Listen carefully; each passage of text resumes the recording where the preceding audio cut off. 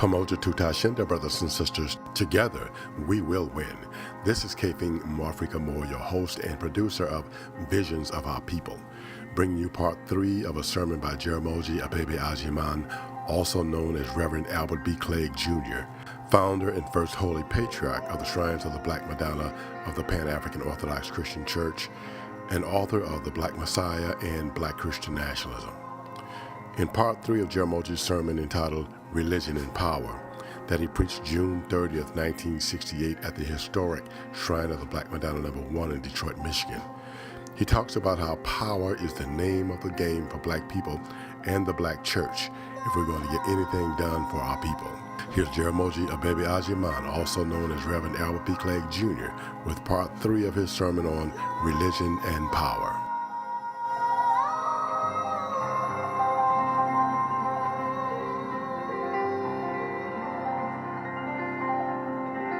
Now, power is the whole thing. That's the name of the game.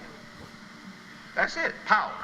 There's no other solution to the thing, no other avenue or approach. Now, right now today, you get a whole lot of black people making some kind of funny talk that sounds like they're talking good. But what they're talking about is the same old things block clubs been talking about for years. They want, they get together and say, we got to have better schools. Well, who can argue with that? We got to have better principals, better teachers, better everything. We got to have it. That's good. We got to have playgrounds for our children. Who can argue with that? We need more street lights. We need more lights in alleys. But what's all that got to do with power? If the man put the lights out there, if the man takes care, does a little something in your schools to satisfy you, what's that got to do with power?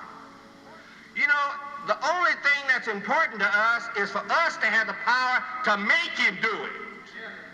If we can't make him do it, it doesn't do any good for him to do it for us.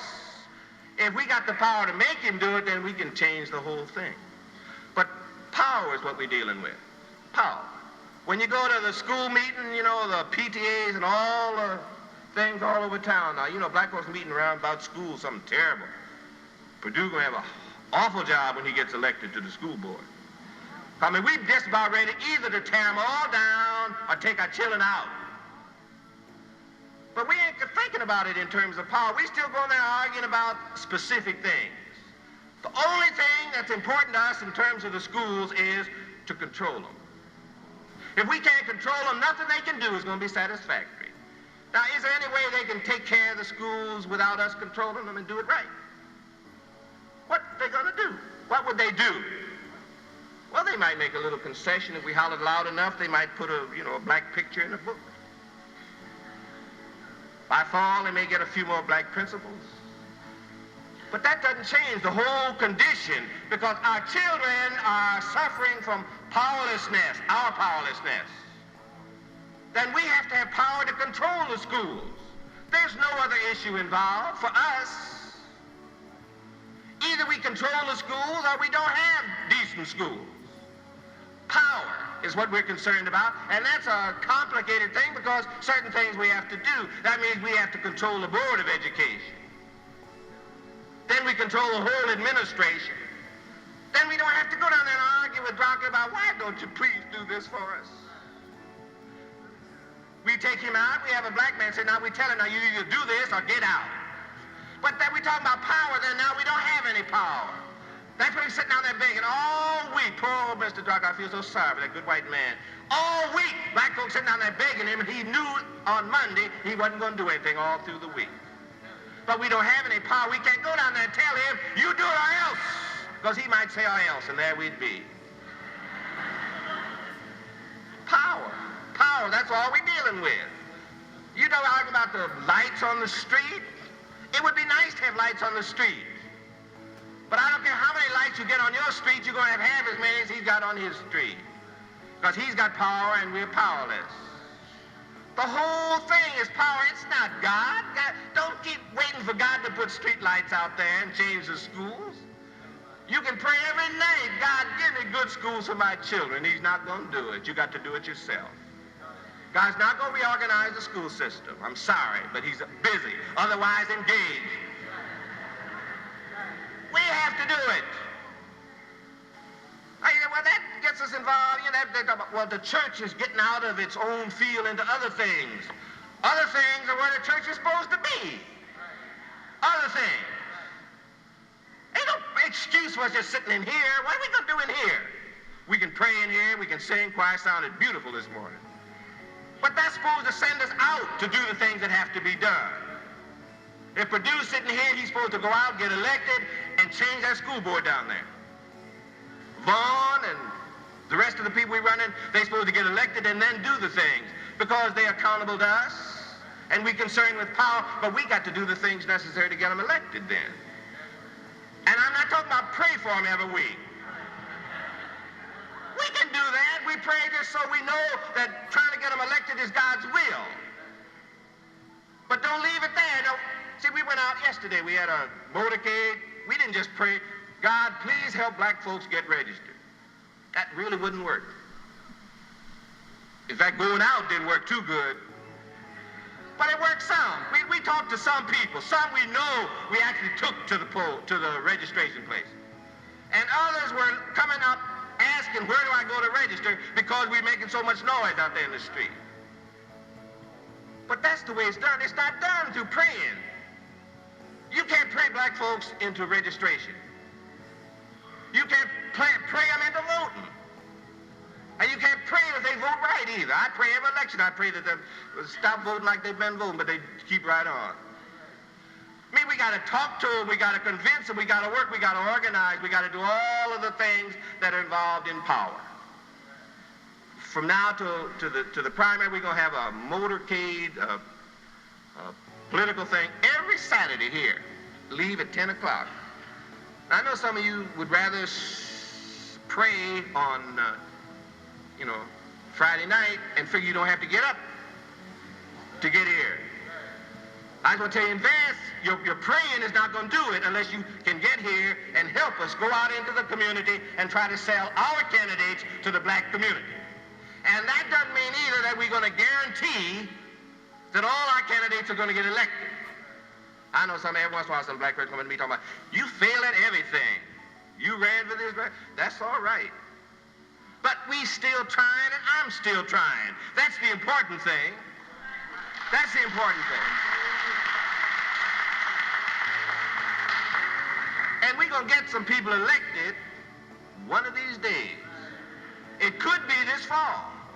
If everybody would get out here and work, we'd have the biggest political machine in Detroit. If you work in your precinct right now, just 3 days left for registration, you just go out and try to get about 30, 40 families, 50 families in your precinct to go register. You change the voter balance in Detroit. We could do it right here. And we wouldn't have to be praying about it. There's no use asking God to do these little things that we can do for ourselves. But some of you won't do that. That's what bothers me. I'm going to pray about that. You won't take the time to do the things that are necessary to engage in a power struggle. White folks are not going to make any changes until we make them make those changes. That's a power struggle. No use saying, God, look at us, how bad off we are, because we bad off. But we can change it. If we control Detroit, you say, that's a long way off. Yeah, it may be. I think we could control Detroit in '69. And we ought to make every effort in this election, this fall, to begin to get the machinery together for controlling Detroit. Now, I know some of you say, well, he's got selfish motivation because he's going to run for mayor. I'm not going to run for mayor. Any one of you, and I don't care who it is, can run for mayor, and it would be just the same thing. It's not the individual, it's not the personality, it's whether a community, a black nation, can come together and decide we're going to put somebody in. If you begin to pray where you got this personality cult, it's got to be this one, it's got to be that one, it's not going to work. It's got to be the nation. We decide. We put the person out, we elect it. And we could elect almost anybody here that we wanted to if we were willing to work from now till the election in '69 on it. We could do it. I don't care which one of you it is, because I'm going to come down and tell you what to do anyway, whichever one it is.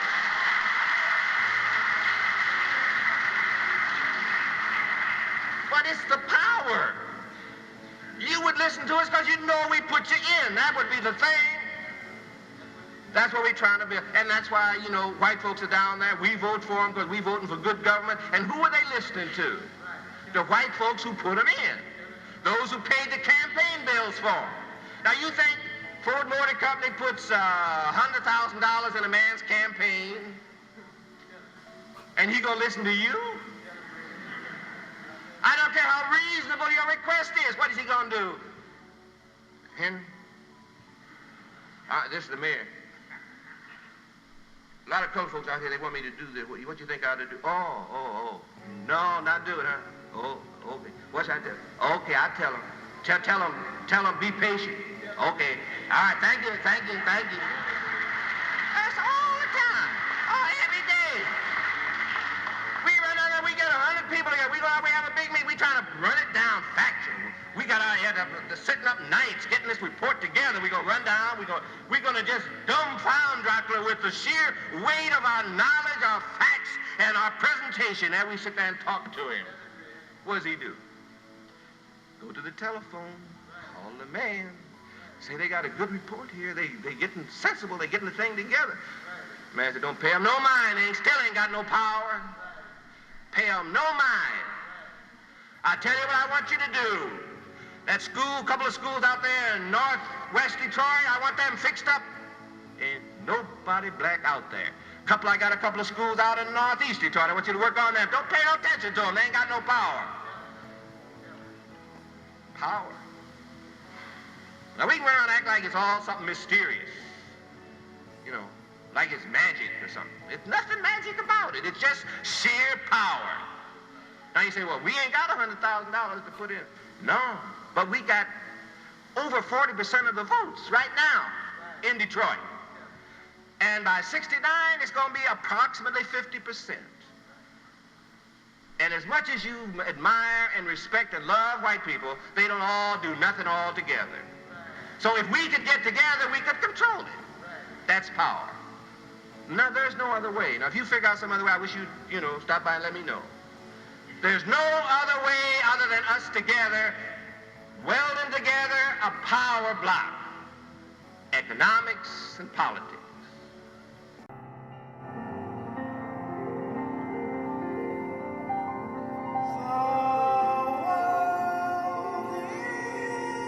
Brothers and sisters, you have been listening to part 3 of a sermon by Jaramogi Abebe Ageyman, also known as Reverend Albert B. Cleage Jr., First Holy Patriarch and founder of the Shrines of the Black Madonna of the Pan-African Orthodox Christian Church, and author of The Black Messiah and Black Christian Nationalism, entitled Religion and Power. Join us again for part 4 of his message on Visions of Our People.